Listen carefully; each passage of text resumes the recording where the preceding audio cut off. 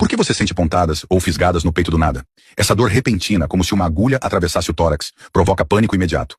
A mente reage rápido, e o primeiro pensamento quase sempre é medo. A dor é intensa, bem localizada, e surge sem aviso.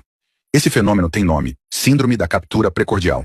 Apesar do susto, não é um problema no coração, mas um evento mecânico dentro do tórax. Ela acontece quando um nervo intercostal é comprimido, ou beliscado de forma súbita.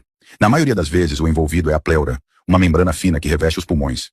Com certos movimentos, posturas encurvadas, respiração rasa, ou até em repouso, essa membrana pode roçar de forma brusca nas costelas ou pressionar um nervo minúsculo. O resultado é uma fisgada aguda que faz o corpo travar por alguns segundos.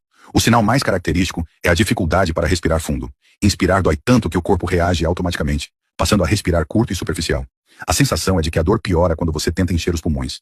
Ela não vem do coração, mas das estruturas ao redor dele. É um lembrete de que o tórax é atravessado por nervos extremamente sensíveis, que podem ser ativados de forma repentina.